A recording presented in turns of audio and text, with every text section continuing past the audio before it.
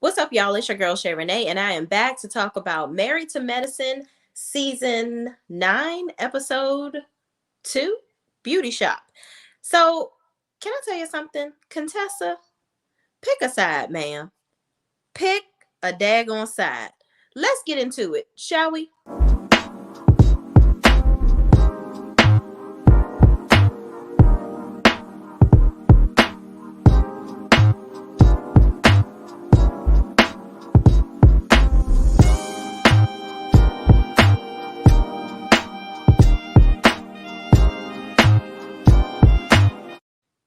All right, y'all. So the episode starts off where Dr. Heavenly meets up with Dr. Jackie at her office because she's having some issues down below in the lady parts, and her energy levels are low. Her sex drive is low. Like, she is just having the lows of the lows, honey. And she is 2 days late. Well, she hasn't had a period in 2 months, right?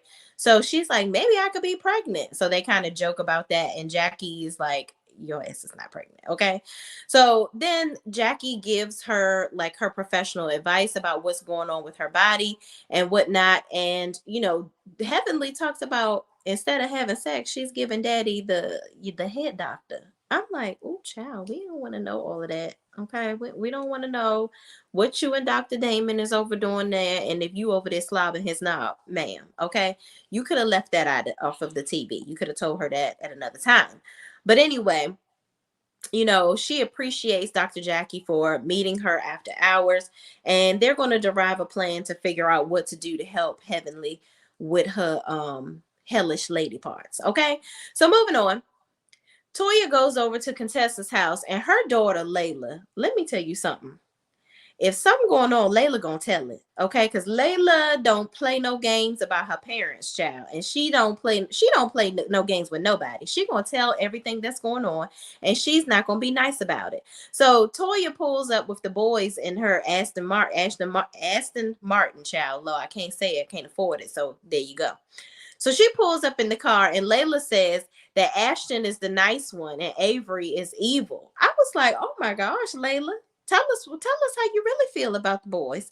So then Contessa says, Layla, you gotta be smart about it and say it when the parents ain't around, child. So then her and Toya sit down and talk. And Contessa asks what's happening with Toya and Anila. And Toya says they are stuck and she isn't willing to move forward. So Toya is basically being stubborn in her relationship with Anila. Like, I feel like Anila is just tired of Toya's crap. Toya basically wants her friends to kiss her butt. And Anila is like, she had a light bulb go off in her head and was like, actually, I don't need to kiss your ass, ma'am. I have money. I can do me. I can make friends. There's nothing wrong with me. I don't need you to be a part of this friend group anymore. I'm good on you. I don't have time for you and your foolishness. Like, Toya needs people to have like some blind allegiance to her for her to be friends with them. And she has to feel like she can belittle her friends for her to feel good about herself. And I think Anila sees straight through all of that, and she's pretty much done with it. So then they talk about how Contessa feels about Heavenly not respecting her. She says she hopes that they can come to terms with her hurting her feelings so that they can move forward. And Toya says Heavenly apologizes and does the same thing over and over again. So good luck with that. And Contessa was basically like, Heavenly hurts her feelings about what she talks about pertaining to her and her husband, Dr. Scott, which y'all are probably gonna be mad at me, but I don't have an issue with Heavenly talking about what she talks about on her YouTube channel, simply because she's not lying. Like, we all saw the same stuff that was happening with Contessa and Scott last season.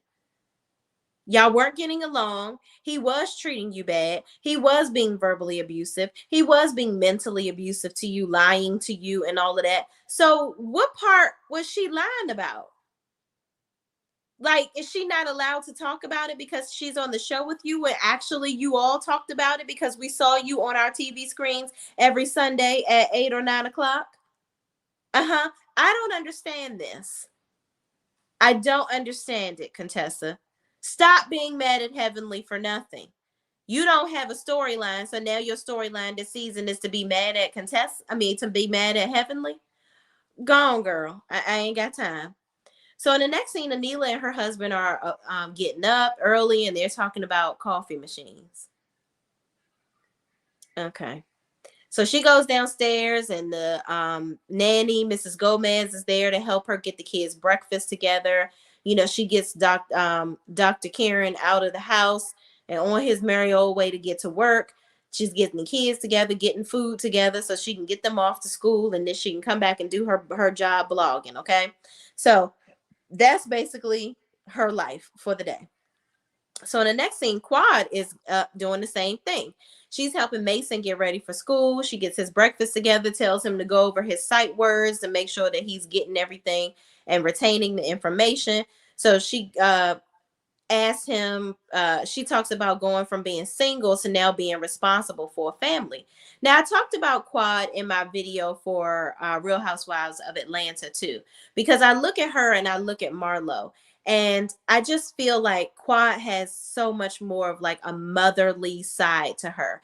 Like, I feel like she's doing the necessary things to make Mason feel comfortable in the home. Like, she's showing him a nurturing love. Like, you see her laughing with him, you see her playing with him, like you see her like correcting him because he's a little country, little cute, little sweet cheeks, little baby. So she will correct him in certain things that he's saying to make sure that he's being polite.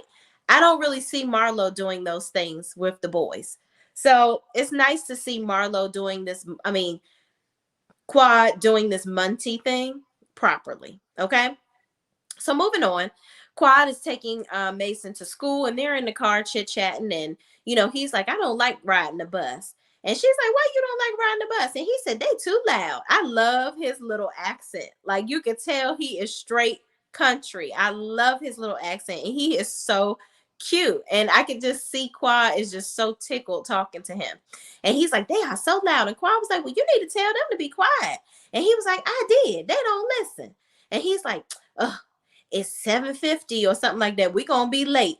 And she's like, the one time I have you late, you gonna keep on talking about it. So she's like, you will be riding the bus home, sir. I will take you to school, but you will ride the bus home. Okay. So you just gonna have to get used to that bus and them loud people. So then they move on to the next scene. Heavenly goes to the beauty supply store, and she meets the party planners to help plan. She's going to do a grand opening event, and she's going to have a fashion show to show off her hair products. Then we see Simone and Cecil. They go out to dinner with Miles and his girlfriend Andrea for dinner. So they're at dinner, and they talk about how Miles has been with this girl Andrea for almost a year, a little over a year now. Then they ask Miles about his grades, and he talks about his, I guess, his economics class and Japanese, and he says he's doing well. And then Andrea, you could tell that she has like similar humor as the family, because she says, what about your other classes? And then Cecil was like, all right now, Andrea, we're not trying to blow the table up now. We just gonna talk about these two little classes, and we're gonna move on. So then Cecil and Simone begin to talk about them possibly writing a book. So they ask Miles and his girlfriend, they say, well, you guys are newly in a relationship. You guys absolutely don't know what you're doing. But what advice would you give to new couples that, people that are newly, freshly in a relationship, such as yourself or whatever? And so Miles says he will give the advice of teaching them to compromise and not be prideful, always trying to be right. And Andrea says communication is a big thing that needs to happen in relationships, because in her relationship with Miles, communication is an issue because Miles is very nonchalant. So she never knows when he's joking or when he's being serious, which I can see that because he probably gets that personality from his parents, because that's how they act. So Simone and Cecil talk about writing the couples book, and they talk about this isn't just going to be some run of the mill couples book. It's going to talk about the good, the bad, the ugly, and how that they overcame all of the obstacles in their marriage and how they're maintaining having a good marriage. So I will be interested to see what that book says, because I'm also married. So I would love any advice, because if they can overcome all that stuff that they overcame in the last couple of seasons, they probably got a story to tell. And it need to start with Cecil getting Simone under control, because that thing right there, that attitude is stank. It's stank, and it ain't never gonna smell good. If he can navigate around that, and he can give some tricks and tools on how to do that, He gonna help save a lot of marriages. So moving on. Anila's nanny, Mrs. Gomez, cooks dinner. She's getting the kid. She's seen getting the kids ready for bed, and the little Anila's son, he's upset. He starts crying because he ain't ready to go to bed. But the daughter, she's like, "Listen, this ain't my first rodeo. I know it's time to go to bed. I'm gonna just go ahead and head out and get my tail in this bed." So Miss Gomez gets them into the bed, and then Anila and her husband come in the house. So there's a box there, I guess, and Dr. Karen is like, "Okay, so did you buy this or this for blogging?" So this seems to be a conversation they're constantly having all the time about if Anila is spending more money, because clearly he is sticker shocked and he is all about saving those coins, which I get it. So Mrs. Gomez comes over and she says, "I have a surprise for you guys." And she has them sit down and they're like, "Wow, this is really nice. Do you want to raise? Why are you cooking us dinner?"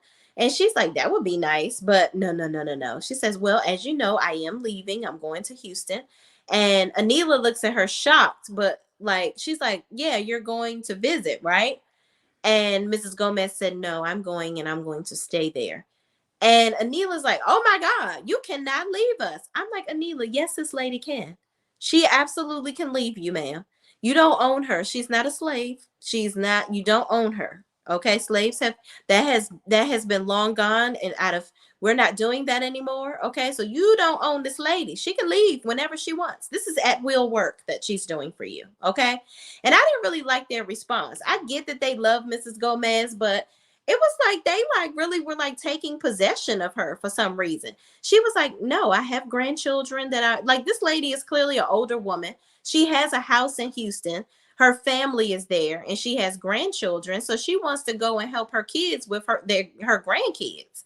Like, yeah, she's getting paid to help y'all with your kids, but she want to go deal with her own snot-nosed grandchildren, not just snot-nosed kids. She's done with your kids. Okay. So I didn't really like how they were responding like she was doing something to them. Like they were looking at her like she was the scum of the earth because she was leaving them. But I get it. Once you get somebody that is comfortable with your kids and you're comfortable with them being around your kids, it's definitely a bummer that you have to find somebody else. But them's the breaks, Bonesy Bones. You got to find somebody else now.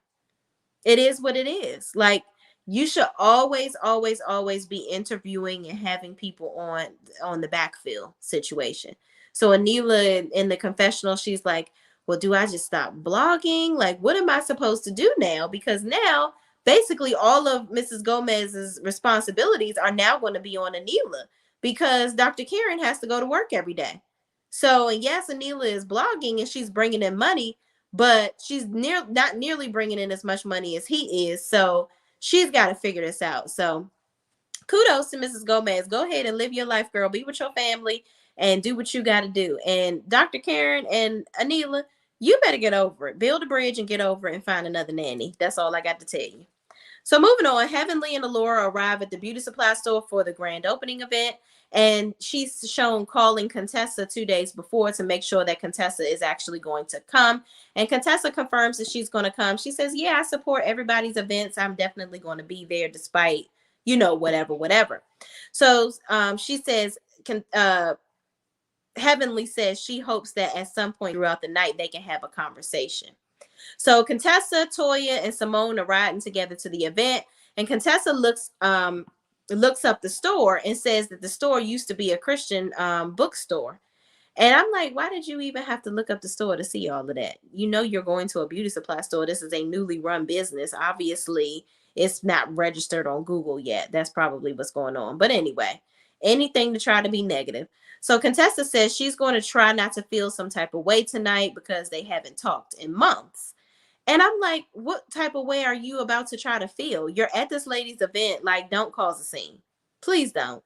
So then Toya asks if she feels Heavenly will, embarrass her again, talking about her on the internet. And Simone laughs and says, yeah. And then Toya says, "It's not going to stop, girl. She's basically going to keep on dragging you." Heavenly likes to drag and drag and drag her friends until the relationship is in jeopardy. And then she still keeps going. And Toya says something has to be done about Heavenly and all this stuff that she's doing. So the ladies arrive and Jackie puts her products in the entryway and removes Heavenly's products, which I thought was damn funny. And then Gary, so we see Gary with the tea arrive. Miss Juicy comes, and the ladies go in the back to get their hair done for the show. And Quad has this big old horn looking thing on her head. She was like, I tried to be a good sport. I'm gonna need you to go ahead and take this on down and get this the hell up off my head, because this ain't the look for me. And what y'all not about to do is be making me somebody's meme tonight. So yeah, we're not gonna wear this. Jessica with the K, you're back. She says, dang, I've been trying to catch this from the start. No worries, no worries. There's always the playback button. I got you covered. Thank you so much for joining me. So Quad says, take the horns off me. She don't like it. She don't like that. Okay. So in the next scene, Mr. Wright, he's an owner of a string of 25 funeral homes, and he's working with Heavenly they're going to do a contract together where Heavenly will provide the wigs for the bodies at his funeral homes. So it's a huge opportunity for Heavenly and her beauty supply store. So he's there to support the fashion show that she's having, and just kind of see what's going on and see some of the products.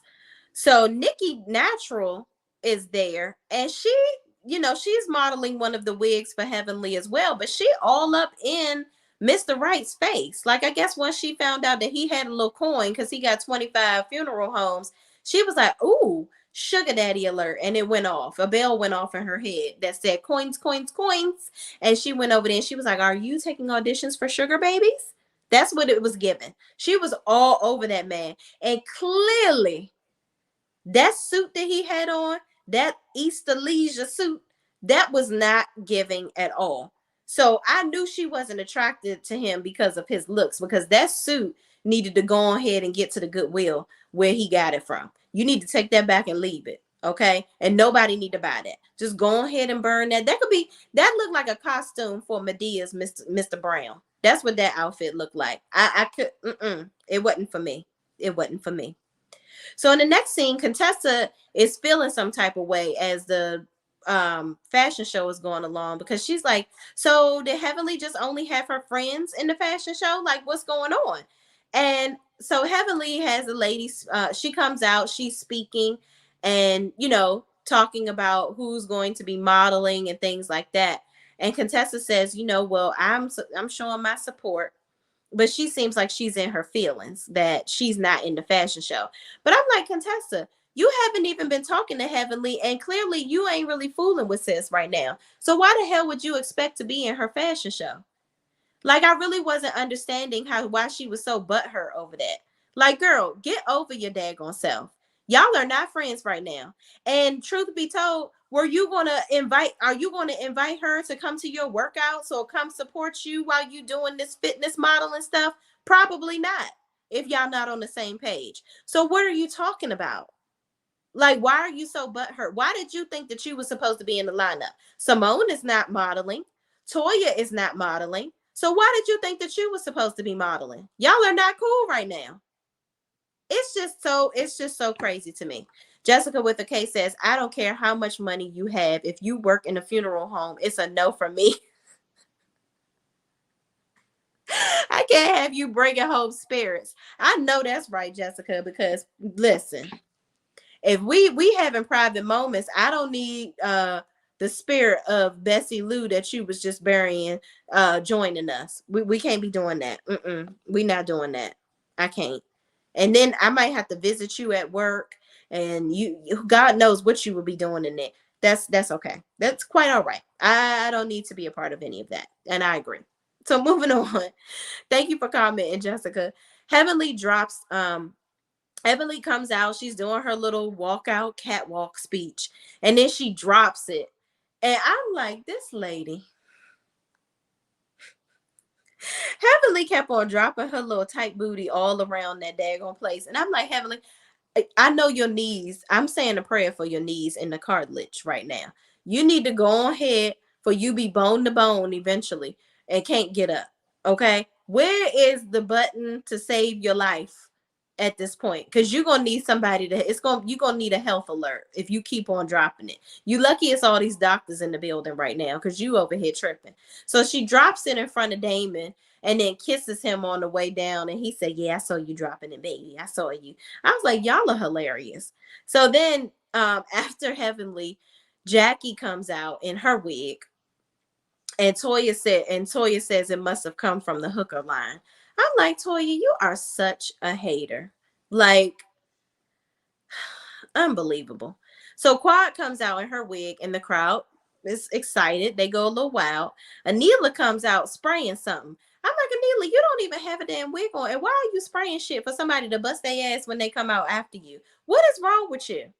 You clearly are not black, because you spraying hairspray. That's looked like some damn oil sheen. That's what it looked like she was spraying. So you gonna have this is a damn slip and slide runway at this point. And now it's a liability. Heavenly should have had somebody go back and clean up the runway before she had somebody else walk the hell out there. And they had on high heels and everything. So whatever. So Nikki Natural comes out and she drops it in front of Damon.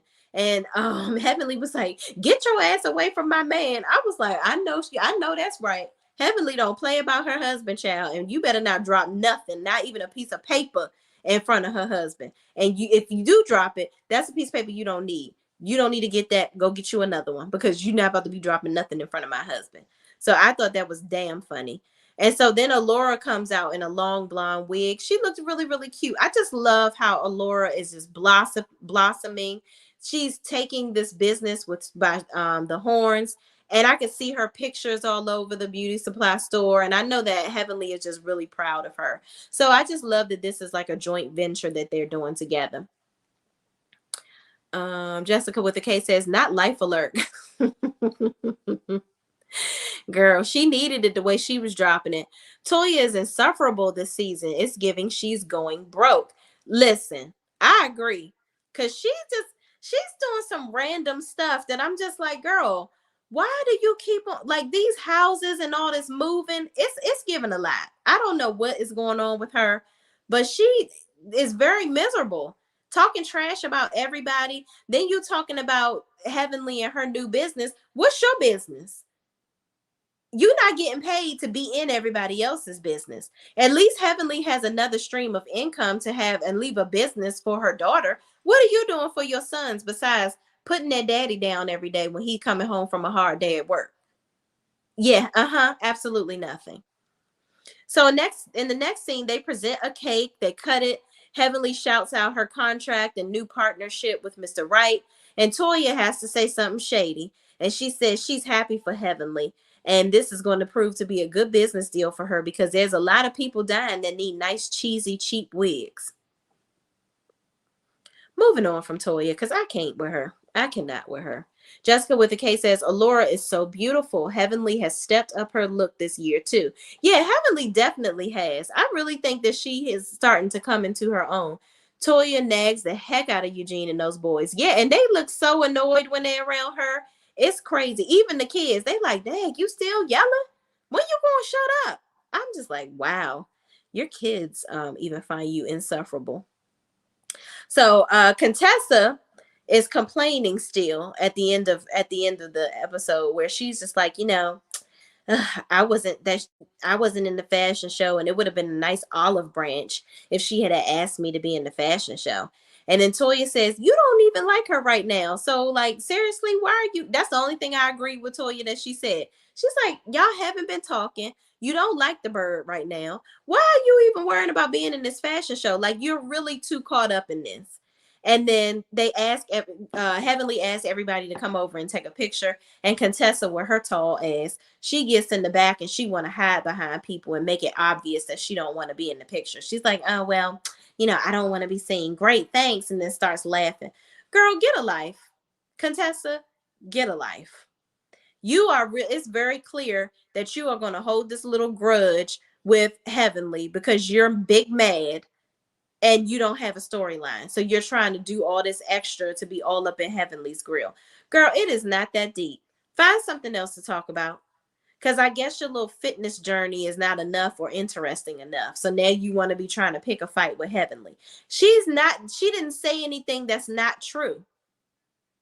It's just really, it's giving pick me. I'm just so tired of Contessa and all her BS. She always got a problem with some damn body. Sometimes you might need to turn the finger back and point it at yourself, sis. And then it's crazy to me how people allow these men to treat them like anything. You're in the process of trying to forgive him and move on, but now you want to blame your friend for your problems. Heavenly was there for Contessa throughout that entire situation. And this is how you treat her over some YouTube comments? You know what this YouTube thing is all about. Why is she being punished for that? And it's not like she on there lying. I'm just so tired of Contessa. I don't know what to do. Contessa really thrives off of attention, especially attention on her beauty.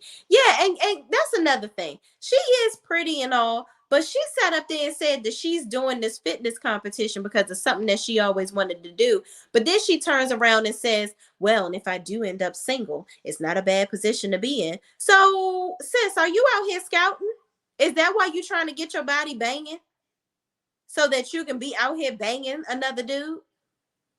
Uh-huh. Okay. We see what you're doing, Contessa. Contessa is giving defensive, like thou doth protest too much. If what Heavenly said wasn't true, just let it lie. But she can't. She can't because she, like you said, Jessica, she needs attention. She wants everybody to be talking about her in some shape, form, or fashion. And she wants to blame, instead of dealing with Scott wholeheartedly over what he did, now you want to blame your friend for it somehow being out here in the way that we all saw it. She act like Heavenly is lying and she done made up some shit. She's telling the truth. And mind you, you were on her show. All of them have made some slight appearance. I think most of them have made some slight appearance on Heavenly's channel. So now all of a sudden y'all got a problem with it and you want to do an intervention. Y'all all go to hell. Go to hell and in a handbasket at Mr. Wright's funeral parlor. All right, y'all. Thank y'all for watching. Please, please, please don't forget to like, comment, subscribe, and share this video with anybody else that's watching this show too. And I will see you in the next video. Peace out.